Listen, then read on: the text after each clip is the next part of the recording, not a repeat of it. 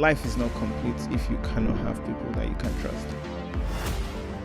The only truth I know is for this country to change, it will take a bunch of selfless people that will want to change this country and not want to gain for themselves alone. There were moments that we had to have the police involved. I deeply feel like at some point I may just run for office. I want to see this country be great.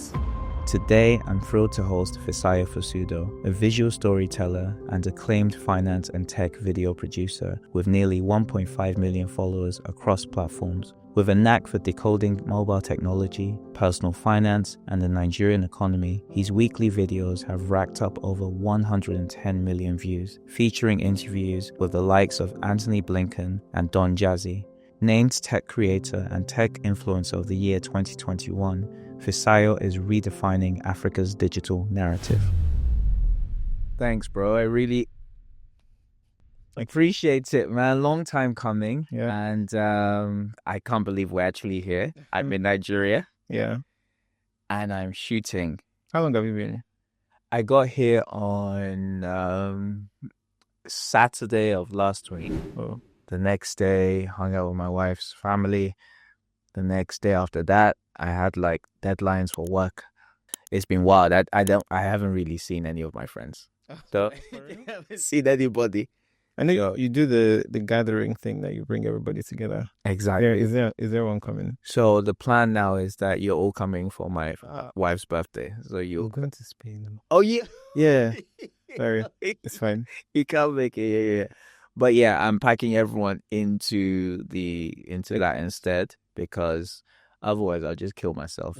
Tomorrow I have more shootings to do, so it's just like Sunday is the only day to like, and it's an actual birthday on Sunday, and then Monday I leave. Monday evening. Very packed. And you're here today, Fisayo, and you're gonna share a failure story for us today. What is it? So my failure story would be more of a learning experience. Some years back, I had a manager. I don't have a manager now. So managing your like your company, basically everything. So you're not necessarily someone who would, well, the whole idea was to help me seek out partnerships and help me distill them and check and bring the best ones for me and put me in the best light, so to speak. So, help us boost this brand. So like a BD person, business development. Something like that, bro. I think troubles started when we had this thing. It was a big telco brand, and we were to travel to Abuja. Did everything, did the videos and stuff, came back, and I thought nothing of it, but I felt something was off, but I didn't think too much. And then the next one was a company, something as trivial as a company. So because I make reviews, we get a lot of phones. Yeah. I've used over 150 phones. God. Yeah, but it's been 8 years, so it's kind of a lot of time. So they sometimes brands just like give us smartphones. Just take, use, do whatever you want to do with it. And one of the brands, they give us a smartphone. And sometimes if you work with some brands to like do certain things, sometimes they pay you. We don't necessarily get paid for everything.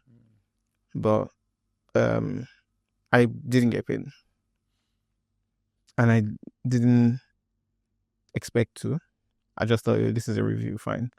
And I was trying to prioritize like other videos, other things that people paid for. Yeah. So that I would get to this one after.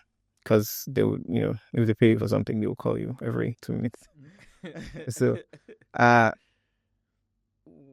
all of a sudden I'm getting calls like, we have paid you for this and you are not doing anything. And I'm like, what? Oh, How? When? And then I call my manager and it's like, oh, he was, he just said something. Just try to make something up. And I let it slide again. oh, And then the telco trip I mentioned earlier came back to sort of haunt me. And when all the details came out, it was this person took, imagine they paid you like, let's just say 1 million. That's not the amount, but let's just say it was more like 10. Let's say 1 million was paid, and they took maybe like 30%. And no, this is not that bad yet. Guys, get to the best part. Then they give you 70% of the 30% as your, and shows you that, oh, I only took 30%. It was that, and then the things just like coming out, and then I just told him that, this is, we're done. And you think that that's where it will end. I think I was just like, years passed, and then I was just Years passed. Yes, years passed. And he came around again, and I was like just trying to like hear him out. We had a meeting, and he was like, oh, we should have a meeting with this company. And there was this deal. The total deal should be about $100,000 in a year. Oh, wow. Should have been. So, okay. So, I was in this meeting. I had no idea, by the way. I was in this meeting and we were talking. He told me that this meeting is just an introduction. Like, I want to introduce you to this brand. And I'm like, cool, sure. Why not take an introduction meeting? It's not like I'm working with this guy. And maybe I was nonchalant or something. I didn't check. I didn't know that he still had my pictures on his profile. And so he kind of made them your brand feel like we were still working together. And yeah, I didn't know that meeting was something else. He told me not to like mention anything about anything. And then we had the meeting and I thought everything was okay. Yeah, I said I'll get back to them, in my head, I was like, probably not working with them, at least for now. I think it was 1 month later, they're like, you have been posting videos. How come you are not posting our video? They told us that you were not feeling fine. Is this how somebody that's not feeling fine keeps posting all the time? It was in the morning, it was like 8 a.m. or so. I saw like maybe like 15 missed calls. And I'm like, oh my God. And it's like, you have been like posting, and I'm confused, like, where is this coming from? And we paid you. So I think the amount was like $7,000. Pure 419. And this was a month ago. So definitely there's no way of recovering. It was a lot of headache. Proving lawyer was involved. It was just a lot. And they just warned me, like, don't speak about this. Like, don't mention this publicly. Don't. But yeah, everything died out. I think it just made me have this deep distrust for people, for especially like when it comes to this aspect. So I haven't had a manager in a while. I've had people that help though. Like we have a team of 8 people. Yeah. So there's somebody that is always like responding to people. I don't have to always respond. Someone in charge of that. But like it's under the person works directly. Yeah. So I think that's just a much better way to work. But it's not efficient because I definitely is good to have a manager. It makes sense. Somebody that actually cares about growing your brand with you. So I think that's something that you're still on the lookout for. Yeah. I think from some of the interviews I did earlier, one of them was working with his sister on something, but then again, you never know for anything, right? So, and that was pretty cool. But they both mentioned how they had teams that they could trust and rely on, and they were like back to the walls that you could always trust on these people.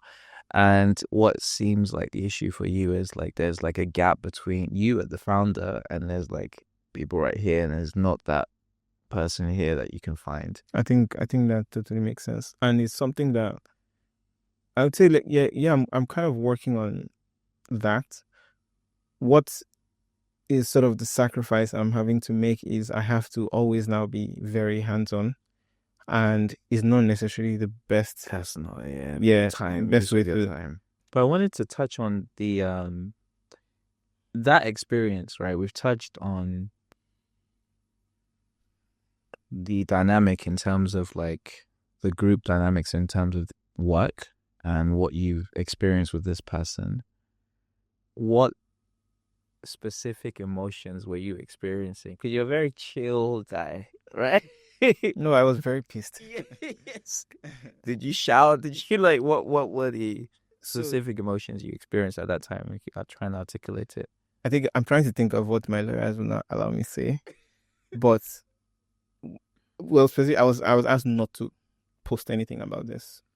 So at least mentioning the person. So I think there were moments that we had to have the police involved. And I think that one specifically was just gut-wrenching because I've worked with this person. We've smiled together. We've shared things together. And now there's police involved. And they're saying, oh, he's not in the country. Or they froze his account. And all of these things were just like so disturbing to me. And it just felt somehow that people can be like this. But at the same time, it changed my perspective on a lot of things. But at the same time, I still trust people. Like, I still trust people. Because fingers crossed. I think life is not complete if you cannot have people that you can trust. That's 100. So I think I still believe that there's good in people. How did you handle those emotions? I think the way I'm always just quiet, and I try to think about. So, but is it good to internalize everything though? Is it? I have a. This is so weird. The philosopher is Lil Wayne, actually. Wait. Prepare for the worst, but hope for the best. That's what Prince said in the previous. Okay. Literally in the previous interview, they said this. If you know that something bad is going to happen, but you are hopeful that it will turn out good, I think you'll be prepared. You'll be ready for anything. Wow. So that's how you were able to like. Wow. That's wild that came up. So I think that kind of answers my next question, which is what were the specific strategy? Maybe it doesn't, because this is more of a mindset thing. But now, what were the strategies, right? So you got lawyers involved. You did that only when you were just like, oh my God. Did you try and speak to him first, or like confront him, or went to lawyers? I tried to, but he didn't respond. Obviously, so you just had to like he knew next phase what was going on. So he just had to beat lawyers, because they were going to ask me to pay that money, and that's not happening. Yeah, I think my thing with the whole lawyer thing is that you start thinking, how much am I paying for the lawyers? I mean, and then also that too. So yeah. The good thing is the company actually tried. So I paid some money, but like the company also covered some of the costs. Okay, that's good. That's good. And then and we're working together now, by the way. Oh wow! Yes, so they came around and we got something going. Sounds good. And like, did you receive any support and guidance from anyone as you were like going through this? Genuinely, I don't think it was. So it was a big deal But thank God it wasn't like 100,000 big. Like that would have been very awful. I feel like I probably would not even be able to post for a very long time. Yeah. But at least it was manageable because it was supposed to be like a monthly thing for the year. And for somebody to just do something like that, and I think that was like the first month.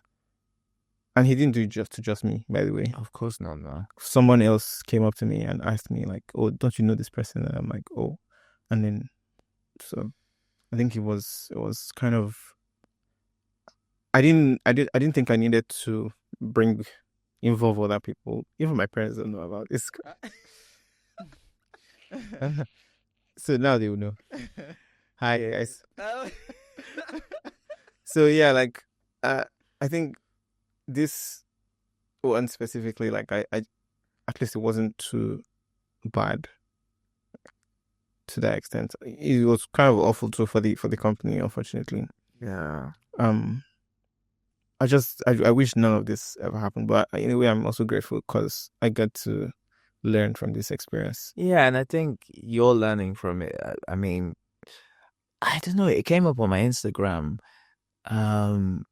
It was a random business owner, and he was saying the whole thing was about how you should take a bad actor or whatever it is to court. So any kind of vendor or that you kind of use, if they screw you up, or some like a staff of yours, if they screw you up, don't just fire them and like that's the end of it, because they're just gonna leave and just go and do it again. Do it again. You know, I thought about this too. Like, it makes sense that they asked me not to out the person.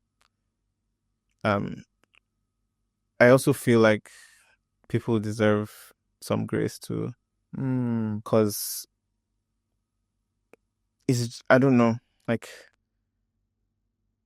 I can't speak for them. Yeah, I could just get. But I also just feel like I wouldn't want that to be my platform. That's also, and I just wanted it to be solved, and be done.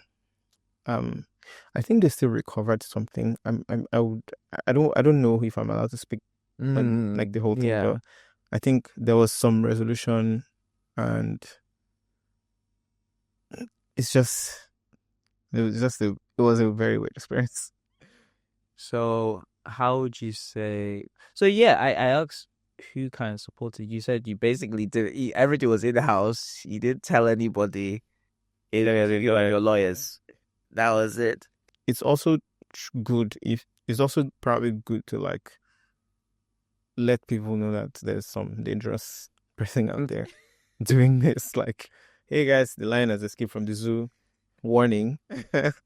That it's in a way it's effective. It's also why like loan companies do it, that they publish the faces of people that are defaulting, so that you kind of know. I get that strategy too. I think I still keep thinking about this whole occurrence, and I think the way we handled it was also not to affect the brand as well, because it would just be somehow that the brand is involved too publicly in something like this. It would have, I think, for social media and just media in general, there's a publicity angle to it that it just probably will cost more than what was lost. So I think that it just wasn't worth it. It wasn't worth it. I get that. The final question in the growth through failure segment is, what were the 3 key takeaways from this experience, or 3 valuable lessons would you say you got from this experience that you'd like to share with others?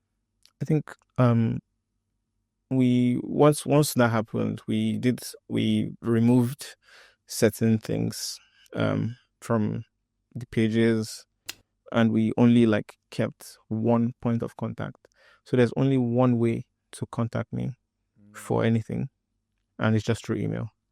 So we try not to, and every communication we receive, we try to respond to it immediately, so that there's no leak or any Yeah.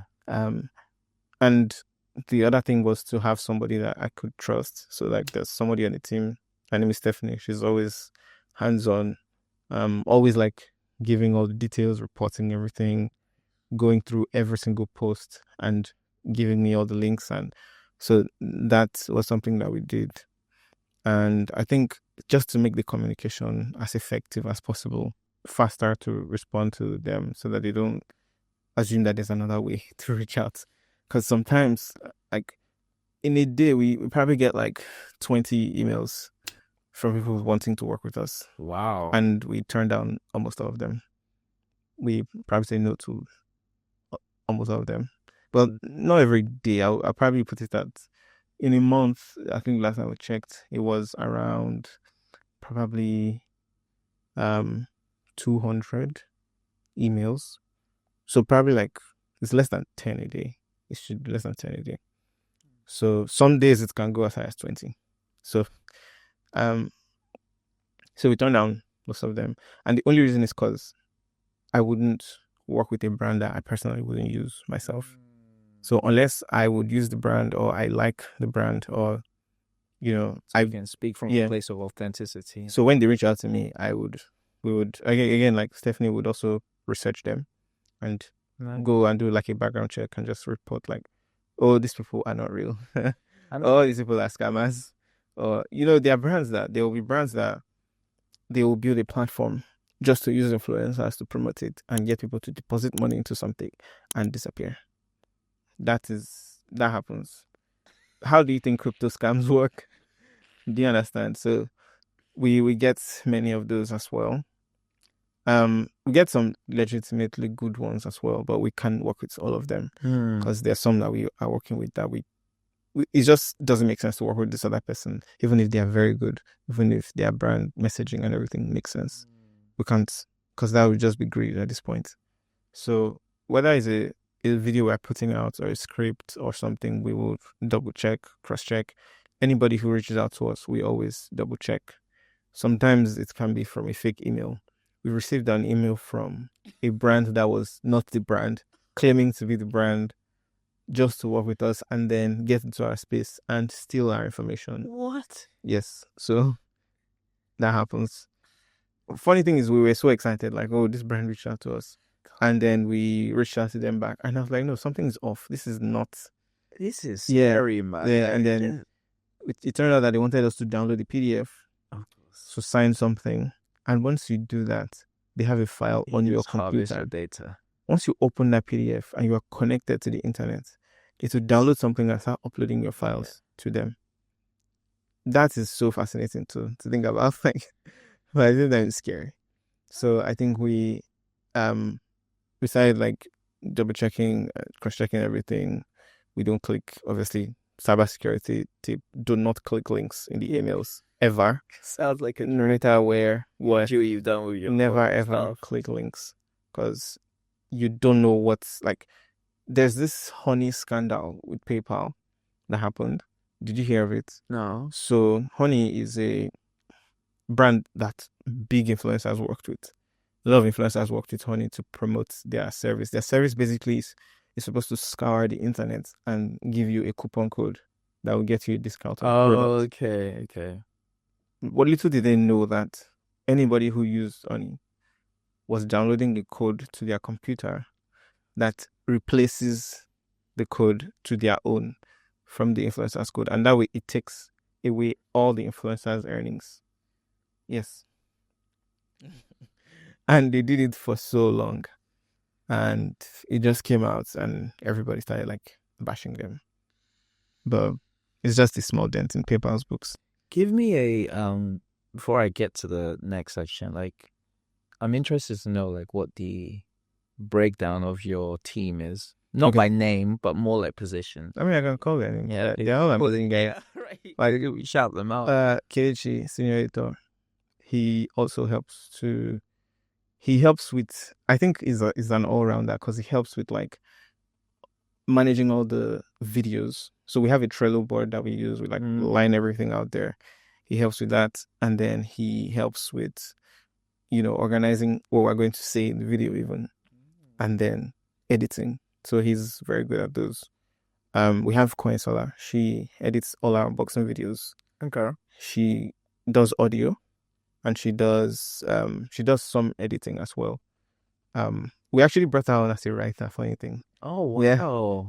And she just started editing, and she was like good at that. And everybody has been learning color grading on the team, and they're all better than me now.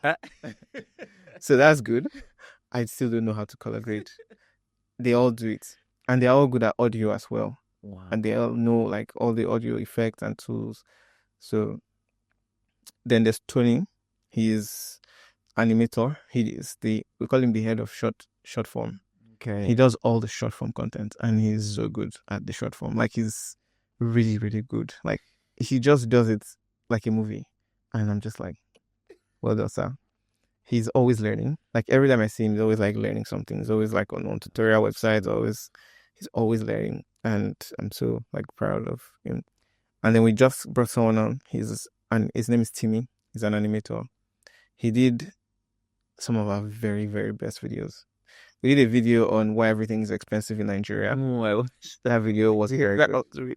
Then we did another one on the inverter. So I used my inverter for 5 months, and we did that animation. He animated almost the entire video, and it was so good. The video has almost 100,000 views, and everybody was like, "This is the best video to watch, if you want to buy an inverter in Nigeria." So shout out to Amy.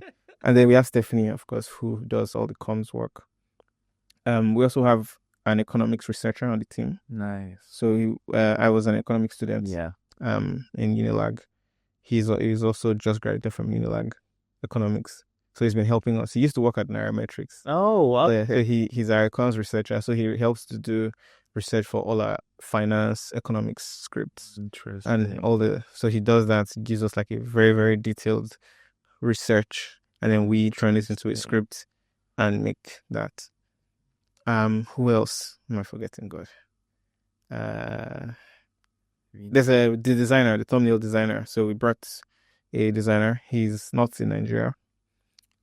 He just joined the team as well. He helps to design all the thumbnails. He's abroad somewhere. Yes. Is he in Africa? No, not in Africa. Oh, wow. So he's been doing all the thumbnails, and he's very, very good.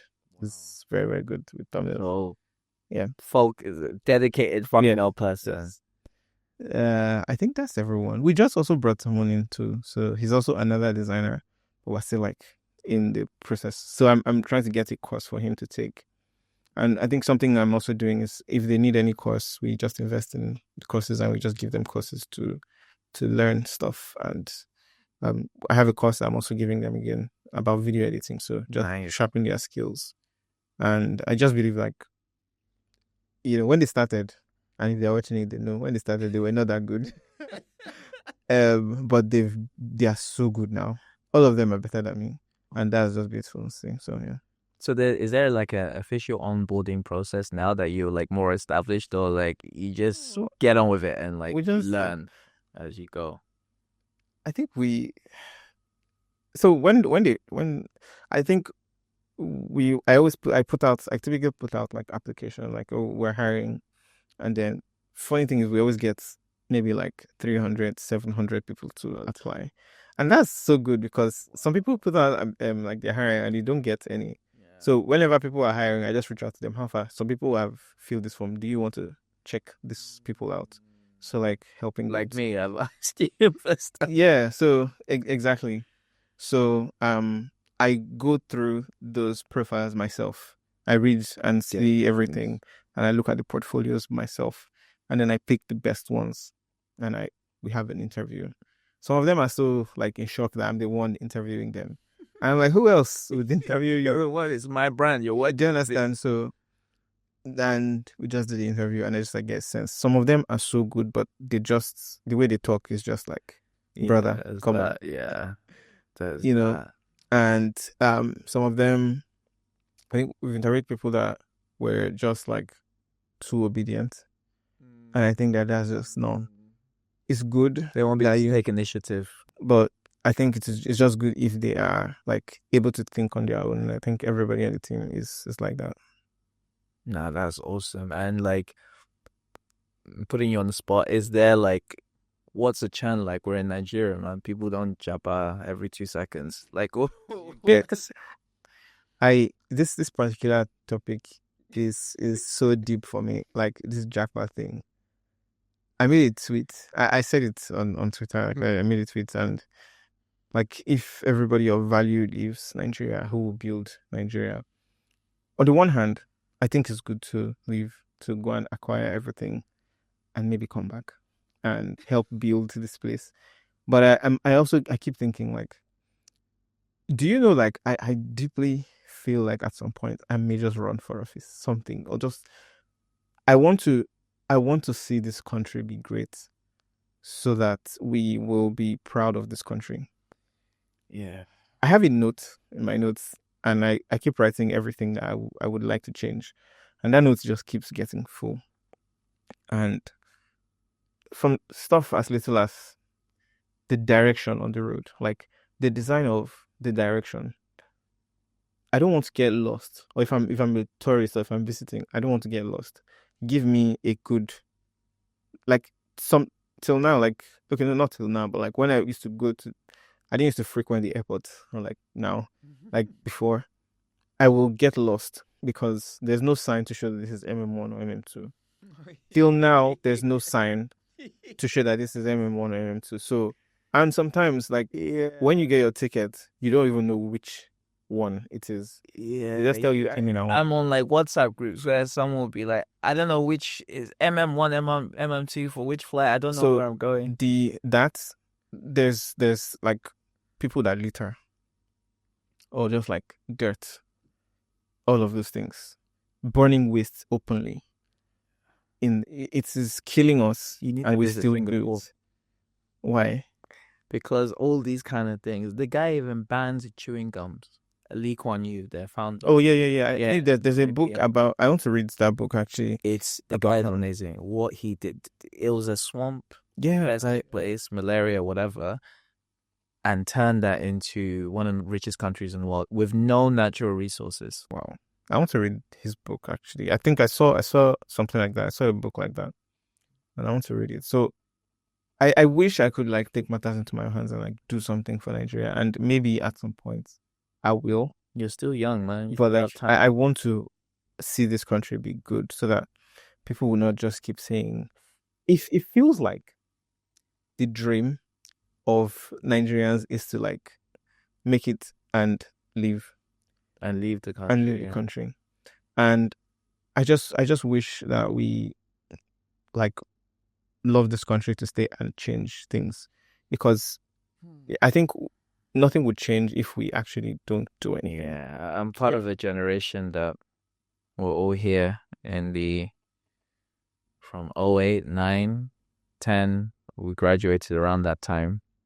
And this is part of the reason I came up with this idea, the podcast, because we came around the same time and we all tried to do stuff, build in Nigeria and across different sectors. And so many different obstacles that we faced. So I see this particular in every sector. This particular thing is so. Delta in January invited me to their headquarters, and we met someone there, and he was talking about how he tried to build something, and he invested so much of his money, his time, resources, like to the you know how people. You are so passionate about something and you invest so much, and your family is like, "Guy, are you okay?" Yeah. Do you understand? And it was a very good proposal, and all of a sudden they give it to someone else, the same idea, but they didn't do it. Do you understand? It would have been good if they even did the thing, but they didn't do it. But money changed hands, and I'm like, this has to stop. I know too many cases. So, I know like all these things. We're saying all these things. But like I know that there's something we can do. Like maybe do we need to be involved? Do we need to go into government? Like what do we need to do? I don't want to be too.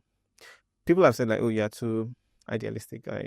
Yes, maybe I am, or maybe that's what we require. I don't know, but I think it would just be nice if this country isn't the ball that we keep kicking, because we can actually just do better. Like it's also. Something that was like on Twitter that was like floating around was like, if you look at the the ruling class and the poor people. So let's say ruling class, the lay people, Yeah. everybody else. They say that we're all the same because we're all greedy and we only want money for ourselves. In a way, it's hard to fault that argument. I'm not saying it's true. I don't know everybody that is just the ruling class.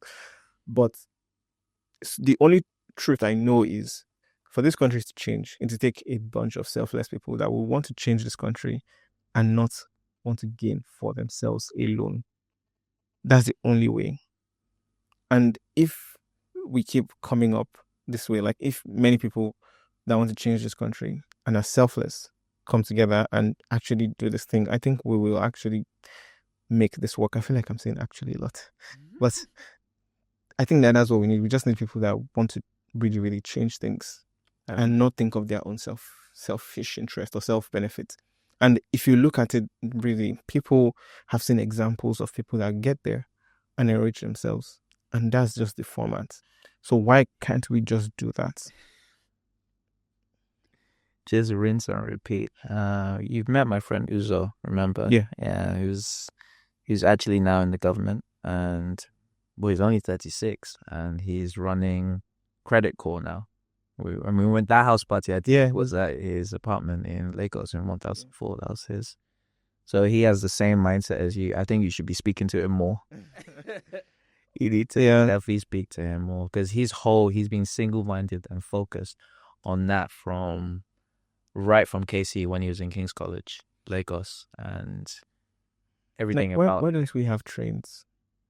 Oh God! Do you understand? Like, why don't we have trains? Like a lot of them. Yeah, like we only have one, and like it's just that one that's just that small route. It's trying. It's just that we need a lot more. Like London is 8 million people, Lagos is 20 plus.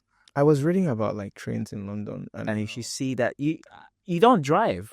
Most people that grow up in London don't know how to drive a car because you don't need to drive. You don't need to.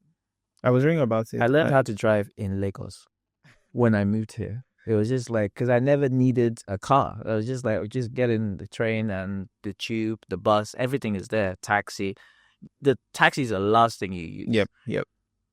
And it's very expensive. And it's you don't use it. So I took this, my sister was doing a driving test in London and I helped to prepare. I think we did like 100 questions. And something I saw was, we don't care in Nigeria. The driving test in London is, so we don't care, one, and we don't care about each other. Because the driving test basically is like, guys, care about everybody on the road. If I would summarize, it's like, guys, care about everybody else on the road. They say, if somebody is going to overtake you, actually let them. Yeah, I did the test recently. I'm like, we fight for the road, even if we don't have to. Here, like, if you are indicating in Nigeria and you want to like turn, that is when the next person knows that they want to come to you. I'm like, brother, do you realize that if you hit me, that place they are rushing to, we will not get there. You will not go. Like, I learned in Nigeria, and it was through, I did a driving school, AA driving school in I forget where, somewhere in Koyi. And the first thing the driving instructor told me was, I don't know why you're doing a test. Just, I don't know why you're paying for a test. I'm like, I just feel like this is something that we need to like really, really think about and just, we need more care for everything. Even every little thing, we need more care. Like, there needs to be more thought into it. Then it's like the train thing. I was reading in London, and just having trains created shops in train stations. Yeah. And that created connections. People could actually send things to people. I mean, now there's like other services. But it will really, really improve trade exponentially, like beyond ways we can imagine. There's so many things to do. No, thanks, Fisayo. And so we're going to move on to the rapid fire questions. And this segment is there for people to get more of a sense as to who you are. So you've kind of like walked us through this failure story, the lessons you've learned, people who helped you, the emotions you experienced, and the key takeaways. Now it's more about who the hell is Fisayo Fosudo? What makes him tick? So I've got some questions for you. 9 questions for like some quick answers. Okay. Is that good? Yeah. Okay. First one. What's a book that you would recommend to anyone you meet? Mastery by Robert Greene. I've read that book almost 10 to 15 times now. Wow. Yes. Mastery by Robert Greene. Why Why? would you recommend it? I don't mean to sound like this, but like it's changed my life really, because it's this book that let me. There's this thing in the book. It's like if you are entering a new industry, come in with a blank slate, drop every assumption you have, come into this space and be willing to learn and absorb as much as you can. And that just made me feel like what I'm doing is right, and I'm going to start like reading everything, learning as much as possible, be the best learner. Because when you are the best learner, you are the best giver, and you will be able to share more. And that was just one thing of the many things. There's also the idea of the apprenticeship, the phases you get to when you get to mastery. And mastery is about creative combinations. You combine 2 fields, or you study one field deeply and find something that nobody else is talking about and be the authority. And I think maybe I've gotten to a point where if you talk about technology, at least for like storytelling or content creation, I feel like people will probably think about me Definitely. in this space. So I think that book was everything. That's what's up. And what's a quote you live by, if any at all?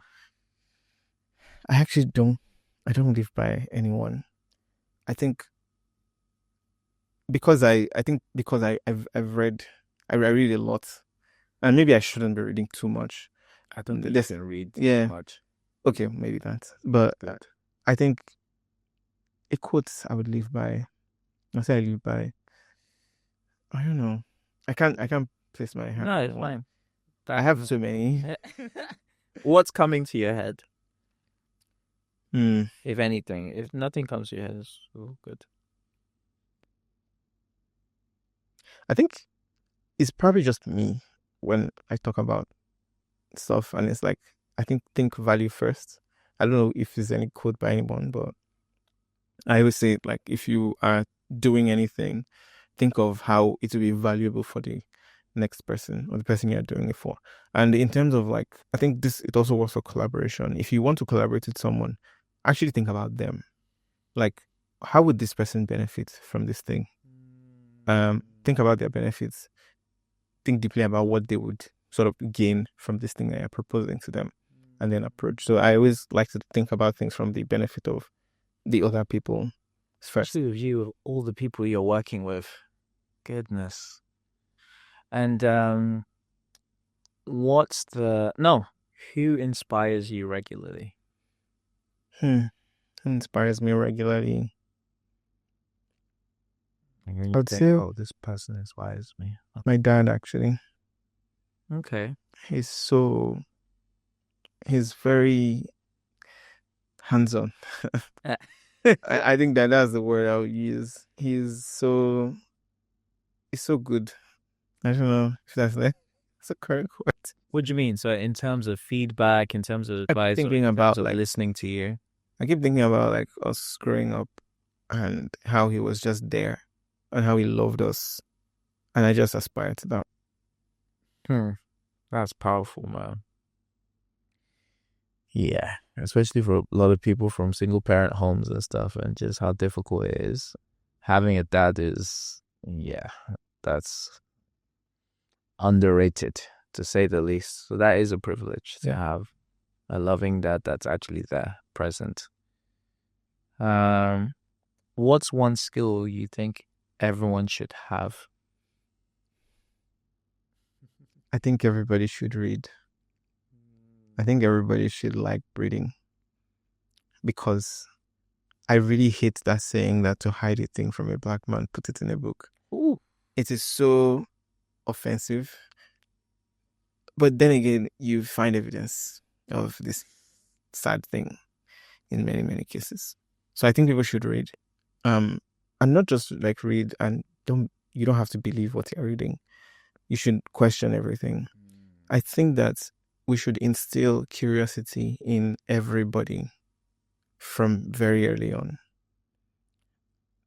There's this sad thing that is happening to maybe Africans, and people are always like looking at it like, oh, we are poor. And because we're poor, we're also malnourished. And because we're malnourished, our brain is not developing. And because of that, we still keep bringing more people to this world. And then like all of these things, and it's like a weird cycle. This is not how we want to be forever. And we should not accept this label. We should actually change it. How are we going to change it? I think it's just curiosity, that us seeking out the answers. You see this thing where people are like, oh, it's only the white man that will climb this mountain, or like go and like do some weird crazy, right? Yeah. Like, what is their business? But it's just like, if you don't do it, there's no way you will find out. There's no way you will find out anything if you don't even try. So like, I think we should probably be more curious and read. That's what's up. And if you weren't in your current profession, what do you think you'd be doing? I think I'll be either a banker or a musician. I can rap actually. What? Yes, I can. Can you spit some bars from that? No, I'm not going to do that. I have a video though. I can send you the video where I rapped, and I think like Jazzy was in the comments. Put that video in this clip. But that was a long time ago. But I write songs sometimes. I started learning how to produce music, EDM. Okay. I love EDM so much, electronic music. I just started going for concerts nowadays, and I've been going for house concerts in Lagos. There's Element House. Isn't there something tonight? Dario was telling me, I forgot what it was. Oh, I think it's probably, what was it called? Group think or something like that. Group therapy. Oh, really? I didn't know about That's a whole other thing. And he was telling me that it's like a thing where like a bunch of creatives go to, and Odun of Piggy Vest is the one that kind of like behind it. And I didn't know. Like he said it was a rave. I was just like, this is a whole other level of stuff. So I mean, I don't go anywhere. Yeah. So I don't go anywhere. I'm always just in the office or in the house.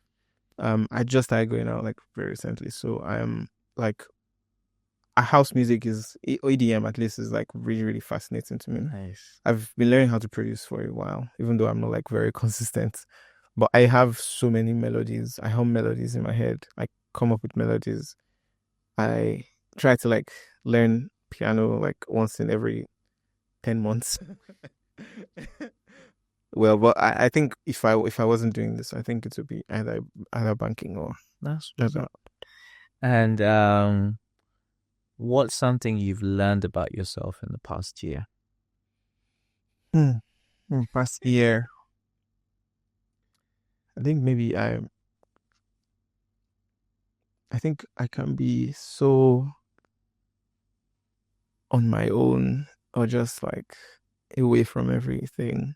Just like tunnel vision and focused on the stuff and not like just disappear. I think, I don't know if it's not a good thing all the time. I think it's good sometimes. It's good for focus when you want to get certain. But it's not the best thing all the time. I think I can just be lost in something. In the source.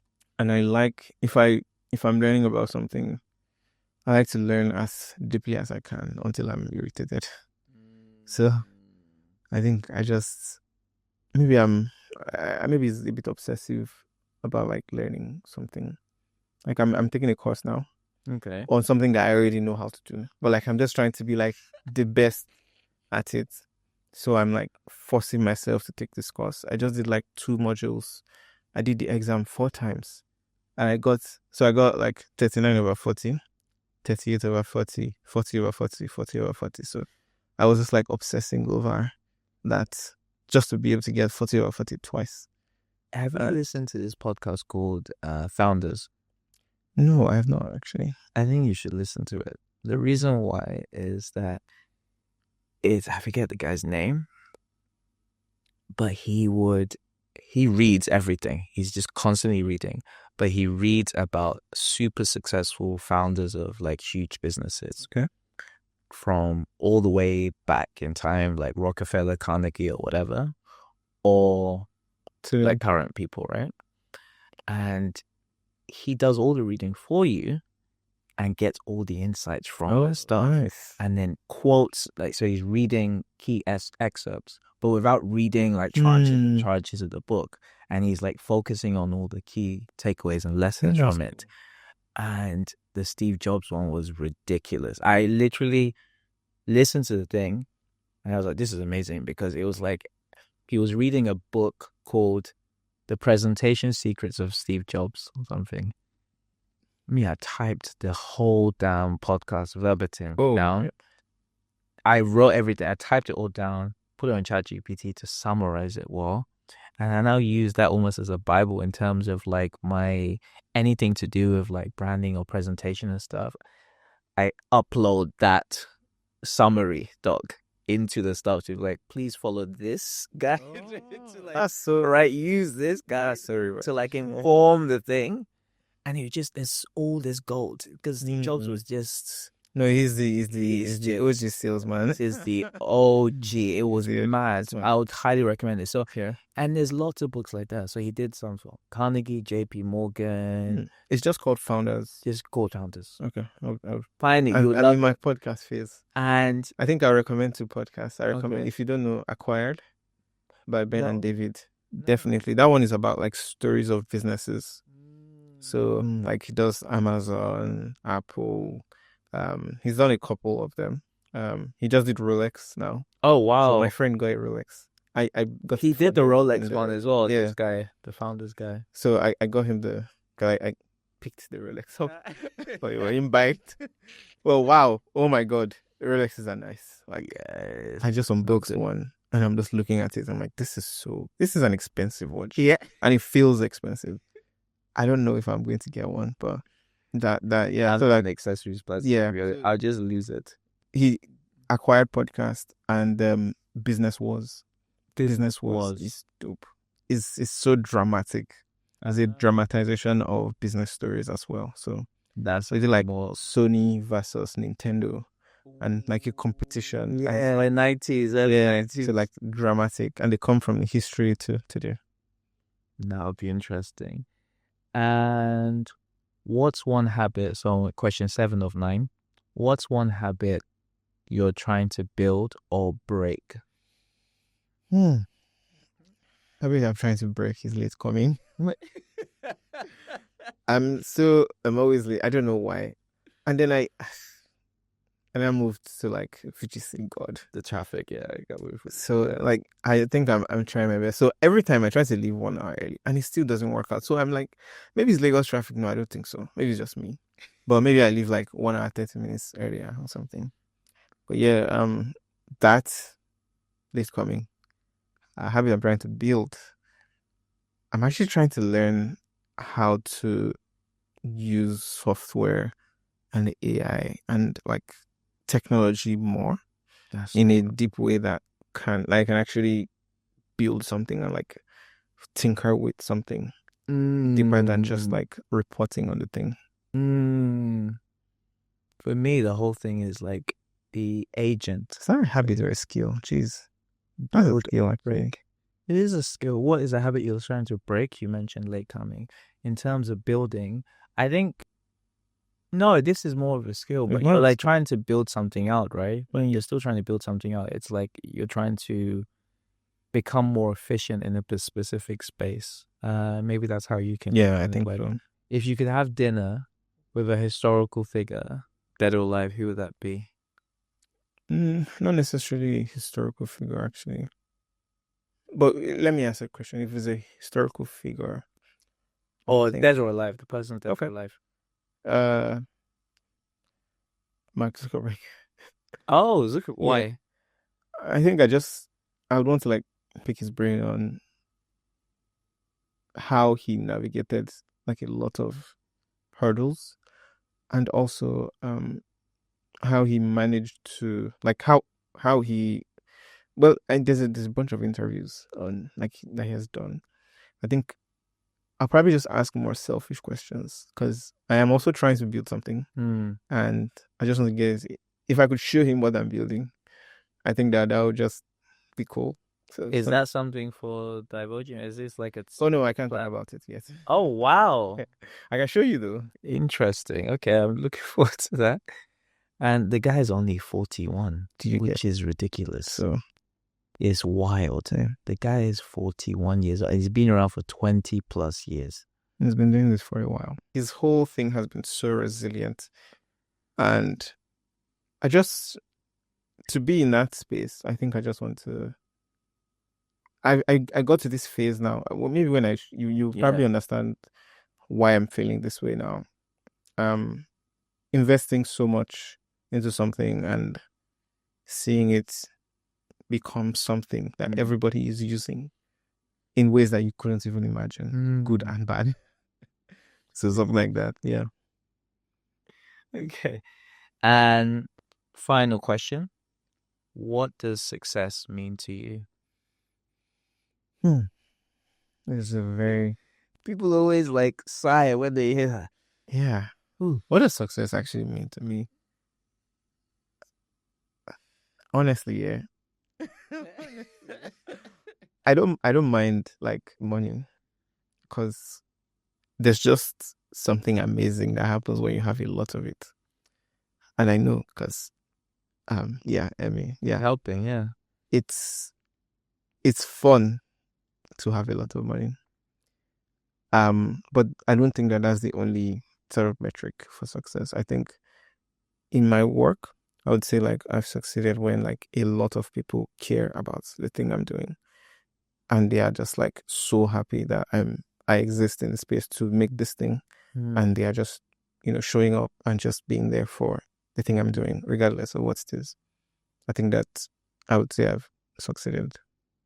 So to summarize that, so you're saying that, okay, money's good because it buys you a whole bunch of things, fun stuff, but ultimately it's success for you is like people enjoying the product. I always say it's like, I don't want to sound too like repetitive. It's just like the value makes sense. Yes. For the people who are getting the value from me, and they actually genuinely like and care about what I'm doing. So that's what's up. Thank you, bro. And thank you. That's Thank you it. so much. How did I do? I feel like I was rambling. The point is that you're just supposed to open up about stuff. And then I have my like questions to like kind of like steer us back, right? But there's gold there's nuggets in so-called rambling, because you just open up even more. You don't even realize you're doing it, right? Are you recording us? We're still doing it. You can keep on going to work. Thanks a lot for stuff. Thank you for listening to Growth Through Failure, where we overcome failure one story at a time. Enjoy the episode, then like, subscribe, and share with your circle. Remember, failure is a stepping stone to success. So stay resilient, stay curious, and embrace the power of failure.